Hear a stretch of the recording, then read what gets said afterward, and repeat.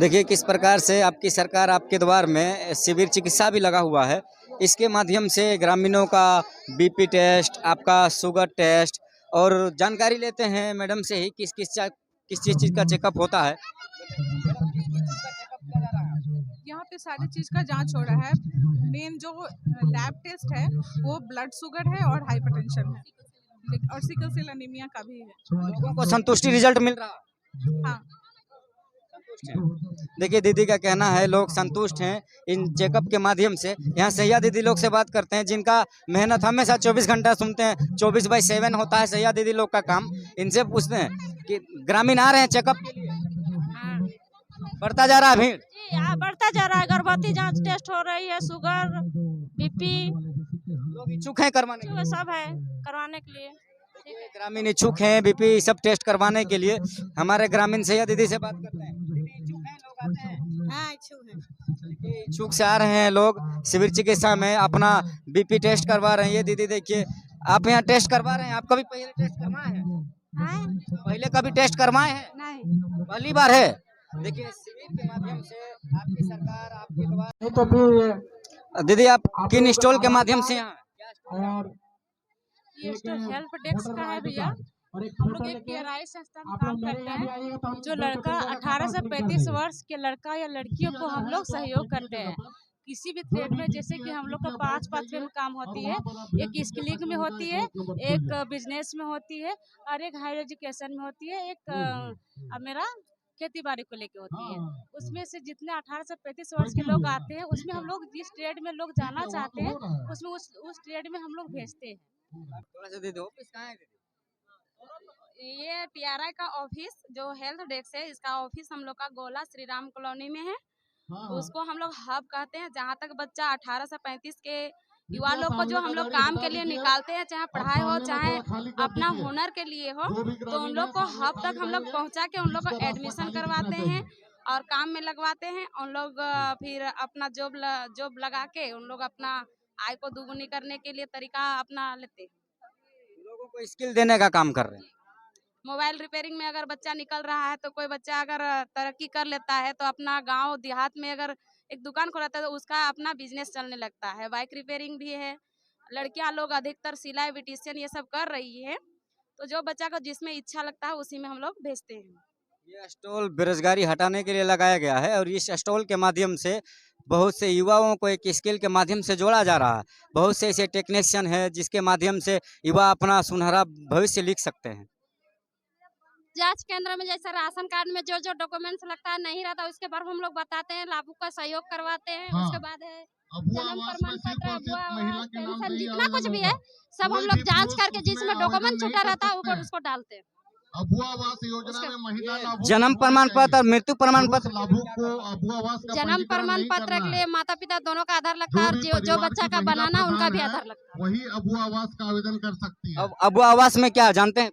हाँ, अबुआ आवास में जॉब कार्ड लगेगा, आधार लगेगा और बैंक पासबुक। अबुआ आवास किनको मिलेगा? महिला को। सारी योजनाओं का महिला लाभ को। मिल गया है। तो हम लोग अभी तुरंत ऑनलाइन कर रहे हैं कंप्यूटर स्टाफ को बैठाकर, और हम लोग इसको डिस्पोज भी करने का काम कर रहे हैं। साथ ही साथ धोती साड़ी का जो है वितरण, वो भी हम लोग डीलर के थ्रू धोती साड़ी का वितरण भी करवा रहे हैं और उसका भी काम हो रहा है। और जितना भी काम पेंडिंग है धीरे धीरे साथ। राशन कार्ड 75% पार चला गया है, उसको किसी प्रकार से पंचायत प्रतिनिधि के माध्यम से छांट काट किया जाएगा। लेकिन जो अभी काम चल रहा है वो डिले चल रहा है, वो सर के भी आप जुबानी सुन चुके हैं। इसे और जानना चाहते हैं, ग्रामीणों को भी जानेंगे कि बोरा का बोरा लोग फॉर्म अप्लाई कर रहे हैं अबुआ आवास में। 8 लाख अबुआ आवास झारखंड में। ये पालन पशुपालन है ना, उद्यान विभाग से स्टॉल लगा हुआ है, एग्रीकल्चर विभाग से। यहाँ पे हमारा KCC काम हो रहा है, मत्स्य पालन का काम हो रहा है और उद्यानिक काम हो रहा है। फूल सब्जी सहयोग है ना, फूल का, फल का इत्यादि है ना, सारे एग्रीकल्चर का काम हो रहा है यहाँ पे, कृषि पशुपालन। किसानों को क्या जो TRI संस्था है हमारा, जिसमें हम CLF HR हैं, यहाँ पे मदद के रूप से काम कर ये संस्था है जी। गोला लखपति महिला किसान प्रोड्यूसर कंपनी लिमिटेड ना, ये हुप्पू में है। तो इसका उद्देश्य क्या है दीदी, लोगों तक ये कैसे जाएगा?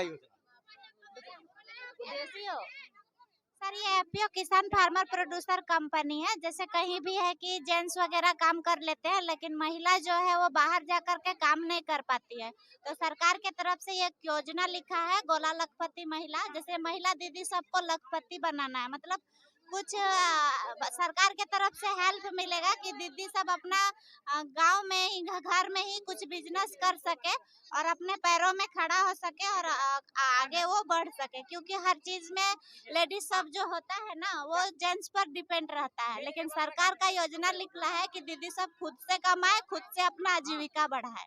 इसीलिए फार्मर प्रोड्यूसर कंपनी सरकार की तरफ से हुई है कि गांव-गांव में जैसे दीदी सब घर में ही खेती बाड़ी करे और सरकार के तरफ से हेल्प मिले। जैसे मार्केट के लिए दीदी सबको गोला जाना पड़ता है, तो हम लोग का है जो हम लोग के हेल्प से दीदी सब जो भी करती है दीदी के पास ही आकर के खरीद है कि जैसे कि अगर बतख पालन के लिए अगर ओबीसी में ले रहे हैं तो उसको सब्सिडी के आधार पे उसको 425 रुपया उसको जमा करना होगा और सरकार उधर देगी 1275 रुपया।